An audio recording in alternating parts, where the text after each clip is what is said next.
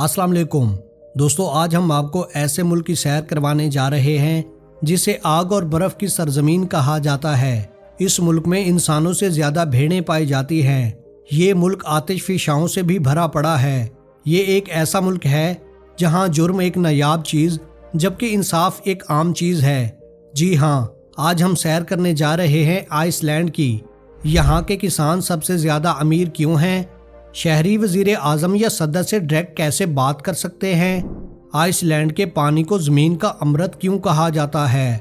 वालिदैन अपने बच्चों का नाम क्यों नहीं रख सकते? घर में कुत्ता पालने पर क्यों पाबंदी है? आइसलैंडिक लोग कौन से देवताओं की इबादत करते हैं और उनकी मजहबी रसूमात क्या हैं? इसके अलावा भी बहुत दिलचस्प और हैरान कुन बातें जानेंगे आज की इस वीडियो में। चलें अब चलते हैं आइसलैंड के एक शानदार सफर पर। दोस्तों, क्या आप जानते हैं इस मुल्क की आबादी से ज्यादा इस मुल्क में भेड़ें पाई जाती हैं? जी हाँ, यहाँ इंसानों की आबादी तकरीबन 4 लाख के करीब है, जबकि भेड़ों की तादाद 8 लाख से भी ज्यादा है। भेड़ें यहाँ कुदरती चरागाहों में घूमती हैं, जिसकी वजह से इनका गोश्त लो फैट और ऑर्गेनिक होता है। इसी वजह से इनका गोश्त और ऊन दुनिया भर में मशहूर है। छोटी सी आबादी वाले इस मुल्क में तकरीबन 22 लाख सियाह सालाना आते हैं। दोस्तों, आइसलैंड की सियाहत को बूम पर पहुंचाने वाली गेम ऑफ थ्रोन्स की सीरीज है। जी हाँ, इस मशहूर सीरीज के तकरीबन सारे मनाजिर आइसलैंड में फिल्माए गए, जिसके बाद सियाहों का रश 50% तक बढ़ गया। इस कंट्री का ऑफिशियल नाम रिपब्लिक ऑफ आइसलैंड है। आइसलैंड बहुत साफ सुथरा मुल्क है। ये इतना साफ है कि आपको यहाँ एक भी मच्छर नहीं मिलेगा। जी हाँ, इस मुल्क में मक्खियाँ और मच्छर बिल्कुल भी नहीं होते। दोस्तों, आइसलैंड में एक अजीबोगरीब कानून भी मौजूद है जिसे पर्सनल नेम्स एक्ट कहा जाता है। इस कानून के मुताबिक आप बच्चों का नाम खुद नहीं रख सकते। यहाँ नामों की एक अप्रूव्ड लिस्ट जारी होती है। इससे आप कोई भी नाम रख सकते हैं। इनके अलावा कोई भी नाम रखने से पहले आइसलैंडिक नेमिंग कमेटी से इजाज़त लेनी पड़ती है। अगर बात करें यहाँ के मौसम की, तो आइसलैंड के मौसम को दुनिया का बेइतबार मौसम कहा जाता है। यहाँ के लोगों का एक मशहूर जुमला है कि अगर आप मौसम से खुश नहीं तो 5 मिनट इंतज़ार करें, क्योंकि यहाँ एक ही दिन में तेज़ हवाएं, धूप, बारिश और बर्फबारी मतलब कुछ भी हो सकता है। आइसलैंड में हवाएं आमतौर पर 50 से 70 किलोमीटर फी घंटा की रफ्तार से चलती हैं। आइसलैंड में 30 से ज़्यादा ऐसे आतिशफिशां भी मौजूद हैं जो हर वक्त एक्टिव रहते हैं। इसी वजह से इनकी 24 घंटे निगरानी की जाती है। ये निगरानी जदीद सिस्मोग्राफ, जीपीएस और ड्रोन की मदद से की जाती है, ताकि किसी भी हंगामी सूरत में हुकूमत लोगों को तहफ़्फ़ुज़ फराहम कर सके। इस मुल्क का दारुल हुकूमत रिकियाविक है, जो आइसलैंड के जनूब मगरबी हिस्से में वाक़े है। ये दुनिया का सबसे शुमाली दारुल हुकूमत है। ये शहर सर्दियों में मुकम्मल बर्फ से ढक जाता है, जबकि गर्मियों में यहाँ सूरज 24 घंटे चमकता रहता है। इस मुल्क की आधी से ज्यादा आबादी भी इसी शहर में रहती है। दोस्तों, अगर आप आइसलैंड जाएं तो सबसे पहले आपको केफलाविक एयरपोर्ट पर उतरना पड़ेगा, क्योंकि ये आइसलैंड का गेटवे है।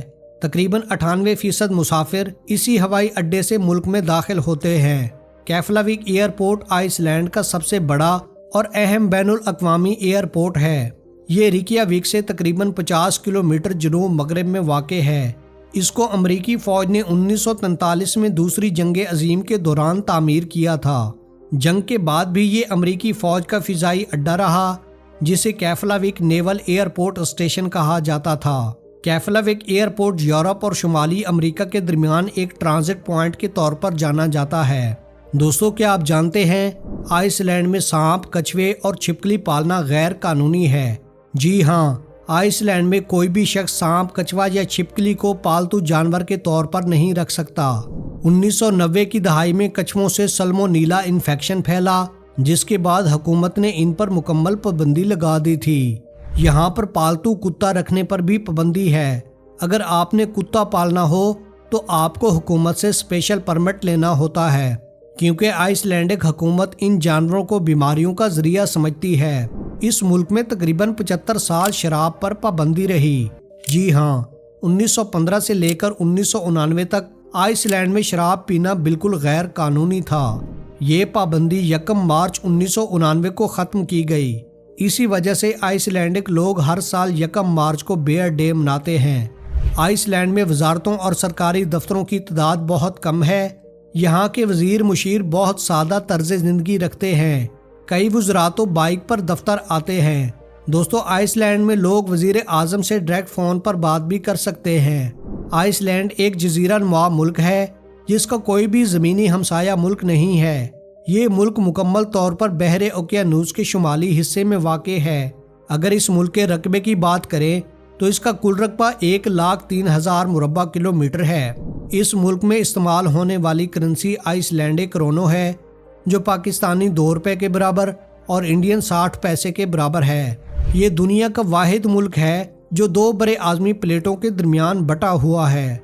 अगर आप इन प्लेटों का नज़ारा करना चाहते हैं तो आपको थिंगविलर नेशनल पार्क में जाना पड़ेगा, जहां आप गोताखोरी के जरिए इन प्लेट्स का नज़ारा कर सकते हैं। आइसलैंड में सरकारी काम बहुत तेज़ी से मुकम्मल होते हैं क्योंकि यहाँ की ब्यूरोक्रेसी बिजली की तरह तेज़ है।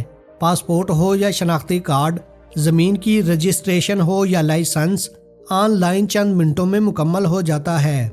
इस मुल्क के 95% लोग शहरों में रहते हैं और सिर्फ 5% लोग ही देहातों में आबाद हैं। मछलियों का कारोबार आइसलैंड की मईशत का सबसे अहम हिस्सा है। इसके अलावा सियाहत, टेक्नोलॉजी और सर्विस सेक्टर के शोबे भी अहम किरदार अदा करते हैं। दोस्तों, क्या आप जानते हैं कि आइसलैंड दुनिया का वो वाहिद मुल्क है जहां ख़वातीन को सबसे ज़्यादा हुकूक और आज़ादी हासिल है? जी हाँ, वर्ल्ड इकोनॉमिक फोरम की रिपोर्ट के मुताबिक आइसलैंड पिछले कई सालों से जेंडर इक्वालिटी में पहले नंबर पर है। यहाँ मर्द और औरत दोनों को काम करने की बराबर तनख्वाह मिलती है। 1975 से पहले यहाँ औरतों को बहुत कम पैसे दिए जाते थे, जिसके बाद 24 अक्टूबर 1975 को औरतों ने एक तारीखी एहतजाज किया जिसमें 90% औरतों ने काम करना छोड़ दिया था। दफ्तरी काम, स्कूल की तालीम, हत्ता के घर के काम काज करना भी छोड़ दिया था। इस मुल्क को safest country in the world भी कहा जाता है क्योंकि यहाँ जराइम ना होने के बराबर हैं। इसी वजह से लोग घरों के दरवाजे और गाड़ियों के लाक लगाने की भी ज़रूरत महसूस नहीं करते। यहाँ के लोग पुरअमन, दयानतदार और कानून का एहतराम करने वाले हैं, जिसकी वजह से ये मुल्क दुनिया के महफूज तरीन मुकामात में आता है। दोस्तों, आइसलैंड का अर्ली वार्निंग सिस्टम दुनिया के तेज़ तरीन सिस्टम्स में शुमार होता है क्योंकि यहाँ आतिशफ़शां फटने का खतरा हर वक्त मौजूद रहता है। सबसे बड़ा आतिशफ़शां 2010 में फटा था, जिसने फटकर लाखों टन राख फिजा में फेंकी। दोस्तों, इस धुएं और राख ने पूरे यूरोप की फ्लाइट सर्विसेज को 6 रोज तक बंद कर दिया था, जिससे अरबों डॉलर का नुकसान हुआ और 10 लाख से ज़ायद परवाजें भी मुतासर हुईं। दोस्तों, आइसलैंड का सिर्फ 1% रकबा ज़राअत के काबिल है, लेकिन इसके बावजूद यहाँ के किसान बहुत ज़्यादा अमीर हैं। आइसलैंडिक किसान की सालाना आमदनी $60,000 से लेकर $1 लाख तक होती है, जो पाकिस्तानी 1 करोड़ से भी ज़्यादा बनते हैं। यहाँ के किसान ग्रीन हाउस फार्मिंग करते हैं, जिससे वो पूरा साल ताज़ा फल और सब्जियाँ उगाते हैं। ज़री ज़मीन कम होने की वजह से किसानों को मुनाफा भी बहुत ज़्यादा मिलता है। ग्रीन हाउस फार्मिंग की कामयाबी के पीछे जियोथर्मल एनर्जी का इस्तेमाल है। दोस्तों, जियोथर्मल एनर्जी का इस्तेमाल इस मुल्क में बहुत ज़्यादा किया जाता है, बल्कि यूं कह लें कि ये पूरा मुल्क ही इसी टेक्नोलॉजी पर चलता है। चलें अब आपको बताते हैं कि ये टेक्नोलॉजी किस तरह काम करती है। आइसलैंड का ज़्यादातर रकबा लावे के मैदानों, बेसाल्ट पत्थरों और आतिशफ़शानी पहाड़ों से भरा पड़ा है। इसी वजह से यहाँ ज़मीन का पानी भी इंतहाई गर्म होता है, जिसका कम से कम दर्जा हरारत 300 डिग्री सेंटीग्रेड तक होता है। दोस्तों, इसी पानी से जियोथर्मल एनर्जी पैदा की जाती है। ज़मीन में बड़े बड़े कुएं खोदे जाते हैं, जिसके बाद गर्म पानी और भाप ऊपर आना शुरू हो जाती है। इस गर्म पानी और भाप को पाइपों के जरिए एनर्जी प्लांट तक पहुंचाया जाता है। ये भाप प्लांट में मौजूद टरबाइन को चलाती है, जिससे बिजली पैदा की जाती है। इस एनर्जी का इस्तेमाल ग्रीन हाउसेज में भी किया जाता है। गर्म पानी और भाप ग्रीन हाउसेज को गर्म रखते हैं, जिसकी वजह से यहाँ ताज़ा फल और सब्जियाँ हर मौसम में उगाई जाती हैं। चलें अब आपको लेकर चलते हैं ब्लू लागून की तरफ। रिकियाविक से टैक्सी पर आप 45 मिनट में यहाँ पहुँच जाएंगे। ये मुल्क का सबसे ज़्यादा विजिट किया जाने वाला सियाहती मुकाम है। जहां हर साल 10 लाख से ज्यादा सयाह आते हैं। दोस्तों, ब्लू लागून कोई कुदरती झील नहीं है, बल्कि ये एक जियोथर्मल प्लांट बनने के बाद वजूद में आई। प्लांट का गर्म पानी एक लावे के गिर्द जमा होने लगा, जिससे ब्लू लागून झील बन गई। ब्लू लागून का पानी जिल्द के लिए बहुत मुफीद समझा जाता है, क्योंकि इसमें बहुत सारे मिनरल शामिल होते हैं, जिनमें सिलिका, सल्फर और आल्गाई मिनरल शामिल हैं। पानी का टेम्परेचर 37 से 40 डिग्री सेंटीग्रेड तक रहता है। बाहर चाहे बर्फबारी हो या तेज हवाएं, पानी का दर्जा हरारत हमेशा यकसा रहता है और इसका पानी 48 घंटों में कुदरती तौर पर तब्दील भी हो जाता है। दोस्तों, इस मुल्क में कदीम नॉर्स मजहब को मानने वाले आज भी मौजूद हैं। इस मजहब को असात्रो भी कहा जाता है। ये मजहब कदीम वाइकिंग रिवायात और देवमालाई कहानियों पर मबनी है। ये लोग आज भी नॉर्डिक देवताओं की इबादत करते हैं, जिनमें ओदिन, थॉर, फ्रिया और लोकी देवता शामिल हैं।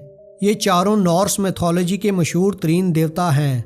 ओदिन इनका सबसे बड़ा और ताकतवर देवता है, जो हिकमत, जंग, जादू, शायरी और मौत से मुंसलिक है। इस देवता की एक आंख भी नहीं होती। इन लोगों का मानना है कि हमारे देवता ने इल्म और हिकमत की खातिर इसे कुर्बान कर दिया था।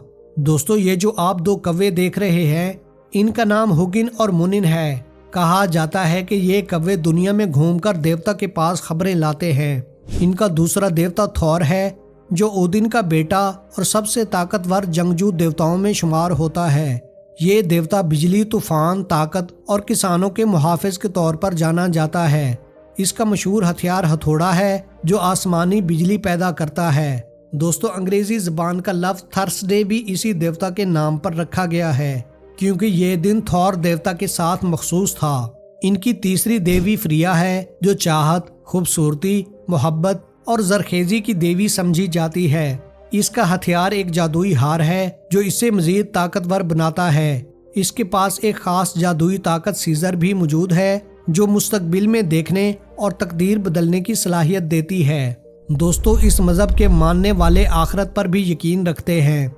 इनका मानना है कि मरने के बाद इनके अमाल के मुताबिक सजा और जजा मिलेगी। दोस्तों, ये थी हमारी आज की दिलचस्प और इंफॉर्मेटिव वीडियो। अगर वीडियो अच्छी लगी हो तो लाइक, कमेंट और चैनल को सब्सक्राइब जरूर करें। मिलते हैं अगली वीडियो में, तब तक के लिए अल्लाह हाफिज।